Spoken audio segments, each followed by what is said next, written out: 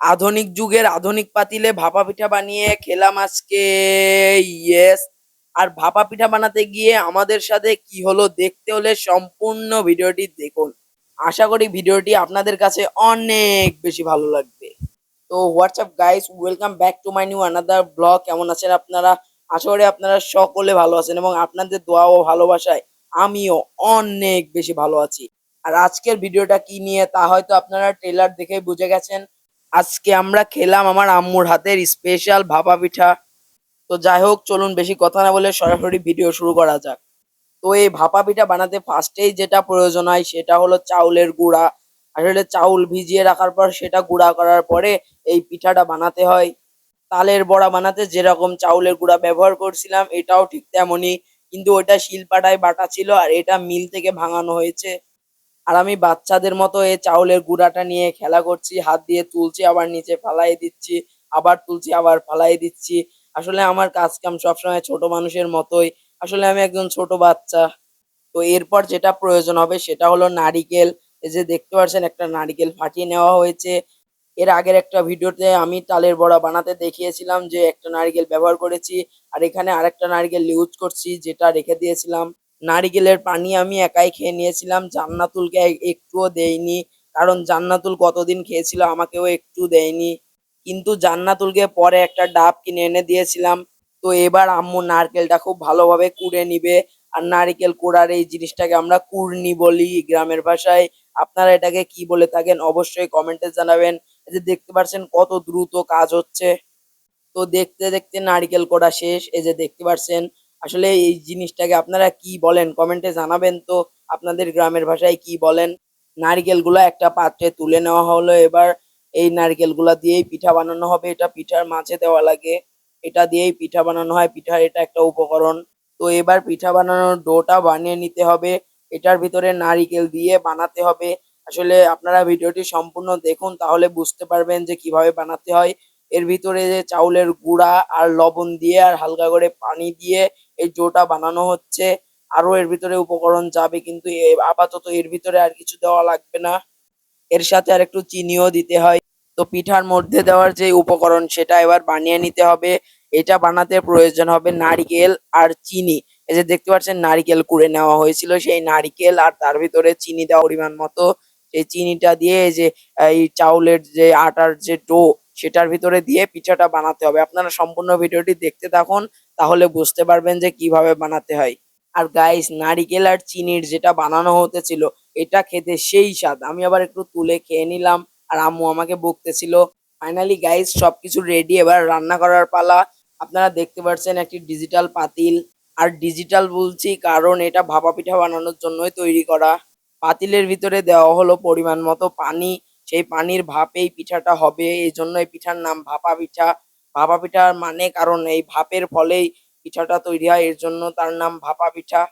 তো এবার পানিটা ফুটে ওঠা অবধি অপেক্ষা করতে হবে, যতক্ষণ না পানিটা ফুটে যায়। পাতিলটা ঢেকে দিতে হবে কিছুক্ষণের জন্য। কিছুক্ষণের মধ্যেই পানিটা ফুটে উঠবে। আর গাইস, এবার পিঠাগুলা তৈরি করার পালা। তো আটার সেই ডোটাকে একটু ভালোভাবে নেড়ে চেড়ে নিতে হবে। কোনো জায়গায় দলা পেকে থাকলে যাতে সেটা ভেঙে যায়, তারপরে সেটা বানাতে হবে। এই যে দেখতে পাচ্ছেন এবার একটা পাত্রে তুলে নেওয়া হলো কিছুটা পরিমাণে। এটাকে পাত্র আমি বলছি কারণ এটা শিওর নাম আমি জানি না। আপনারা যদি কেউ জেনে থাকেন অবশ্যই কমেন্টে জানাবেন। এবার এরপরে নারিকেল আর চিনির যে ডোটা ছিল সেটা আবার দেওয়া হলো। মানে অল্প করে আগে আটা দেওয়া হলো, তারপরে নারিকেলের ওইটা দেওয়া হলো, তারপরে আবার কিছুটা পরিমাণে আপনার এই যে আটা ওইটা আবার দিতে হবে। দিয়ে খুব ভালোভাবে হাত দিয়ে পিষে নিতে হবে। এই যে দেখতে পাচ্ছেন আম্মু খুব সুন্দরভাবে কাজগুলা করছে। আমার আম্মুর কাজগুলা দেখে আমি মুগ্ধ হয়ে যাচ্ছি। পাত্রের ভিতর ভাপা পিঠার ডো গুলো খুব ভালোভাবে দেওয়া হয়ে গিয়েছে।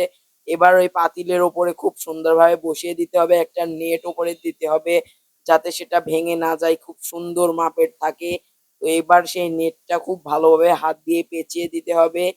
এই যে দেখতে পাচ্ছেন আমার আম্মু কত সুন্দর করে পেঁচিয়ে দিচ্ছে। এবার ঢাকনা দিয়ে ঢেকে দিতে হবে। কিছুক্ষণ পর এই যে পানির যে ভাপ উঠবে সেই ভাপের কারণে পিঠাটা হয়ে যাবে।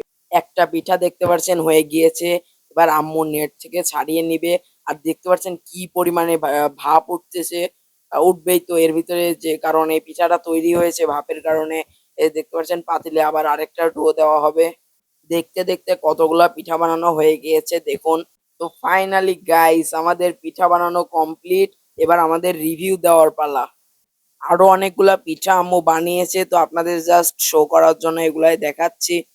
তো গাইস ফাইনালি আমাদের ভাপা পিঠা ডান। এবার আমাদের খাওয়ার পালা, রান্নার কাজ সব শেষ। এবার আমাদের খাওয়ার পালা।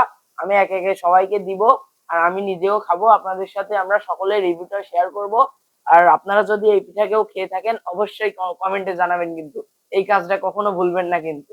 তো আমি আগে সবাইকে একটা একটা করে দিয়ে দেবো। এটা আব্বুর, এটা জান্নাতুলের, এ নাও জান্নাতুল, এটা আম্মুর জন্য, আম্মুর জন্য এখানে রাখি, আম্মু খাও। আর এটা আমার। গাইজ আরো আরো আরো কয়েকটা আছে, ওইগুলা রাখা আছে। জাস্ট এগুলা মানে রিভিউ করার জন্য এগুলাই আনা হয়েছে। তো বিসমিল্লাহ বলে খাবো। বিসমিল্লাহির রহমানির রহিম।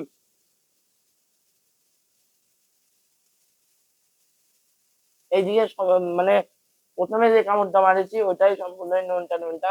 ভিতরের দিকে চিনি আর নারিকেলের দেওয়া আছে। হম, এবার নারিকেল পেয়েছি। আর গাইস এই পিঠা খাওয়ার সময় বেশি কথা বলতে হয় না, গলায় বেঁধে যায়, আটকে যায়। তো যার ফলে বেশি কথা না বলে আমি খাবো।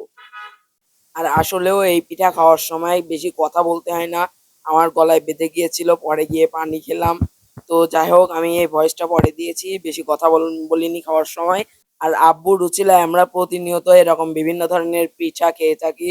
আসলে অনেকগুলা পিঠা বানিয়েছিল, জাস্ট আপনাদের সাথে এটার ভিডিও শেয়ার করেছি। সবগুলা ভিডিও তো আর শেয়ার করা সম্ভব হয় না, তার জন্যই। আসলে গাইস পিঠাটা খুবই স্বাদের ছিল। তো আম্মুকে অনেক অনেক ধন্যবাদ এরকম সুস্বাদু একটি পিঠা বানিয়ে দেওয়ার জন্য। মানে আম্মুকে আমি অনেক অনেক ধন্যবাদ দিতে চাই। তো গাইস আপনাদের মাঝে আমার কিছু কথা। আপনারা যদি আমার এই ভিডিওটি ইউটিউব থেকে দেখে থাকেন তাহলে দয়া করে আমার ইউটিউব চ্যানেলটিতে একটি সাবস্ক্রাইব করে দিবেন। আর যদি আমার পেজ থেকে দেখে থাকেন, ফেসবুক পেজ থেকে, তাহলে দয়া করে আমার ফেসবুক পেজটিতে একটি ফলো দিয়ে দিবেন। আসলে আমি ফেসবুকে, ইউটিউবে, এই মানে সোশ্যাল মিডিয়ায় নতুন। আপনারা সকলে আমাকে সাপোর্ট করবেন যাতে আমি সামনে এগিয়ে যেতে পারি। আমার জন্য সকলে দোয়া করবেন ইনশাল্লাহ। আমিও আপনাদের জন্য দোয়া করি। তো আজকের এই ভিডিওটি এই পর্যন্ত। যদি এই ভিডিওটি আপনাদের কাছে ভালো লাগে অবশ্যই ভিডিওটিতে একটি লাইক দিয়ে যাবেন। তো আজকের এই ভিডিওটি এই পর্যন্তই। আল্লাহ হাফেজ। সম্পূর্ণ ভিডিওটি দেখার জন্য অনেক ধন্যবাদ। Bye bye.